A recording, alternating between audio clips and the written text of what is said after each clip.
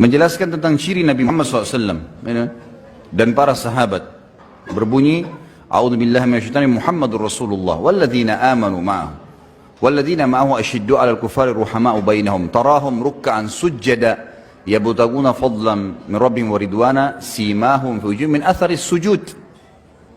Muhammad adalah betul-betul utusan Allah, dan yang bersamanya adalah orang-orang yang sangat tegas terhadap orang kafir dan mereka berkasih sayang di antara mereka. Kalian melihat mereka selalu ruku, selalu sujud. Perhatikan kalimat ruku dan sujud ya. Ada kalimat sujud di sini. Lalu Allah setelah itu menyebutkan untuk mencari keuntungan mereka, kalian melihat di wajah mereka bekas sujud itu. Sujud pakai apa? Hah? Pakai dahi. Jelaslah orang kalau sujud di dahinya ada warna hitam. Dan itu tidak semua orang bisa keluar tanda hitam di dahinya. Kalau antum betul-betul ikhlas sujud, maka baru Allah tandakan tuh. Secara alami memang begitu. Jadi jangan karena ada satu kaum khawarij yang seperti itu, atau orang yang tidak benar, kemudian kita tolak ukurkan, oh kalau begitu orang beriman tidak boleh ada tanda di dahinya. Gimana caranya? Allah sebutkan cirinya memang itu. Kata Nabi SAW dalam hadis sahih, saya diperintahkan sujud dengan 7 anggota tubuh. Yang pertama dahi sama hidung. Pastilah dahi tersentuh dan akan berwarna hitam, gitu kan? Ciri-ciri sudah sangat jelas di kiri para sahabat ini. Memang mereka semua dahinya hitam, gitu. Ada orang itu ditanya, gak penting nyebut namanya, karena orangnya gak penting. Ya ada orang ditanya, saya mau nanya, apa betul itu dahinya Rasulullah SAW hitam? Apa betul dahinya Rasulullah hitam? Karena bekas sujud dahinya Rasulullah hitam. Apa betul seperti itu? Dia jawab, oh ya memang benar. Memang udah jelas itu ayatnya. Muhammadur Rasulullah.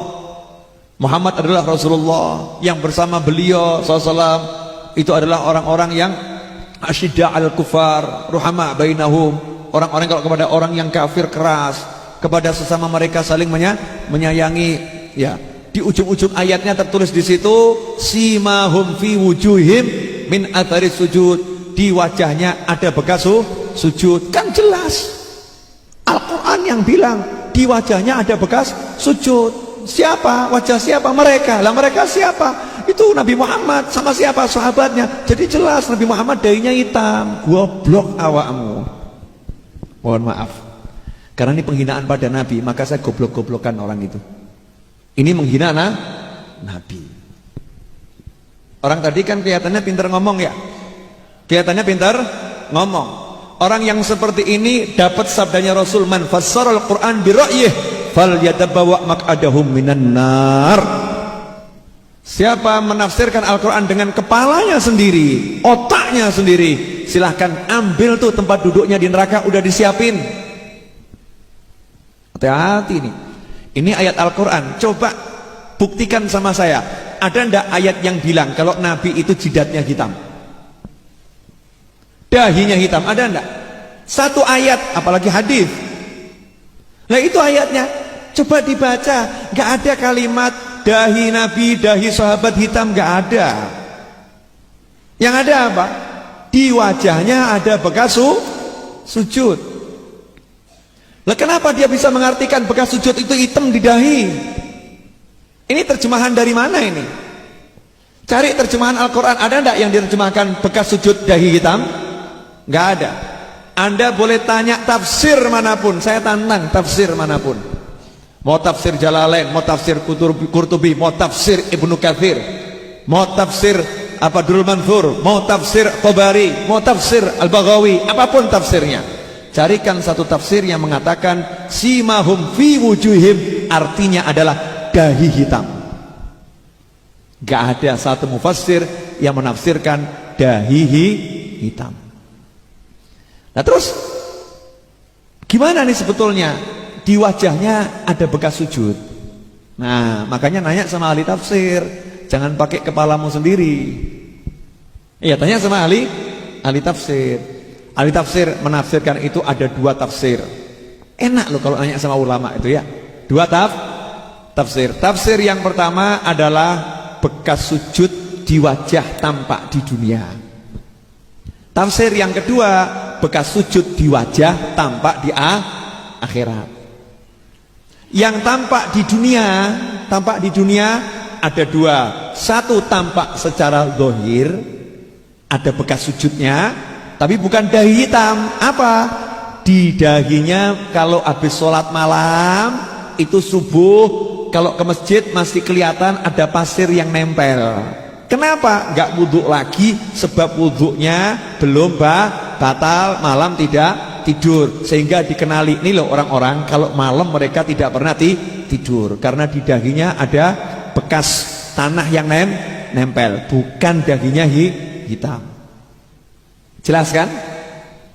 Tafsir yang kedua, tampak di wajah, artinya apa? Di dunia ini, karena malam itu sujud, terus sholatnya itu banyak, maka pada pagi harinya tampak wajahnya pucat karena kurang tidur. Wajahnya pucat karena kurang tidur. Tampak di wajahnya bekas sujud, bekas malam melek sholat. Ya, tampak wajahnya pucat, sufroh fi wujuhim. Warnanya pucat. Warnanya pucat ketoan. Oh, ini malam gak tidur nih. Tapi karena sholat. Kemudian tampak di wajahnya bekas sujud. Artinya apa? Karena malam itu digunakan ibadah terus. Kalau pagi wajahnya jadi walaupun pucat tapi berseri-seri. Walaupun pucat dilihat enak, walaupun orangnya jelek jadi ganteng, aneh kan? Karena ada bekas sujud, dilihat nentremno ati. Iya, di wajahnya ada tanda tawadhu, merendahkan diri, di wajahnya tampak khusyuk. Itu yang dimaksud bekas sujud di dunia. Lah di akhirat bagaimana? Bekas sujud di akhirat, wajahnya ini di akhirat akan bercahaya lebih dari wajahnya orang lain, sehingga kelihatan, oh itu tuh yang banyak sujud nih, yang banyak sholat, yang banyak sholat, di wajahnya ada bekas sujud.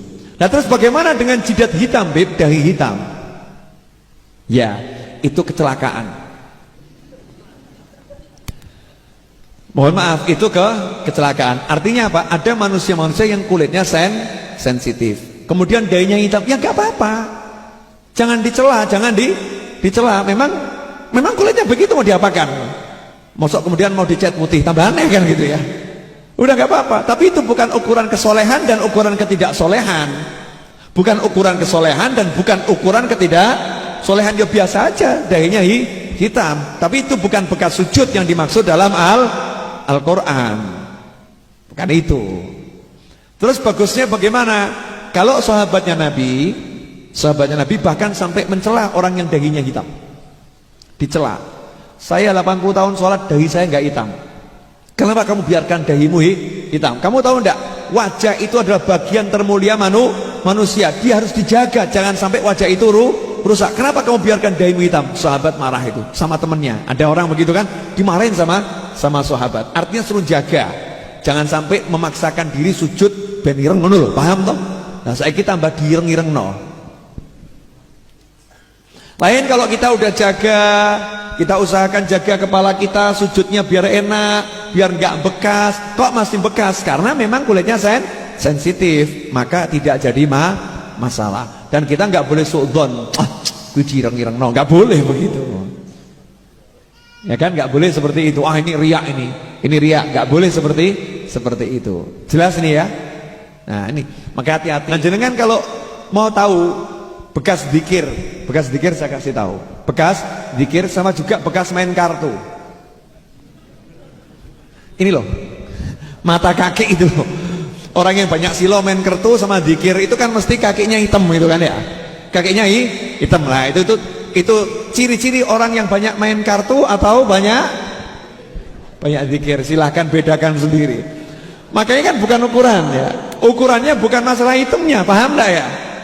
Ya itu ngapal kan. Ya nggak apa-apa kalau hitam nggak jadi masalah. Tapi ukurannya bukan itu, apalagi memfatwakan, oh Nabi dahinya hitam, ini kurang ajarnya luar biasa. Oh, gara-gara dia dahinya hitam terus Nabi disamakan sama dia, ngawur awakmu. Ya hitam seperti ini ya, disamakan sama dia. Emangnya dahi Nabi seperti kamu? Ngawur awakmu. Ya ngawurnya luar biasa. Rasulullah SAW dahinya itu lebar, tapi lebarnya bagus. Kulitnya warnanya merah, ya keputih-putihan, putih merahan. Itu Rasulullah SAW bersih. Gak ada satu hadits yang menyebutkan Nabi dahinya hitam, gak ada.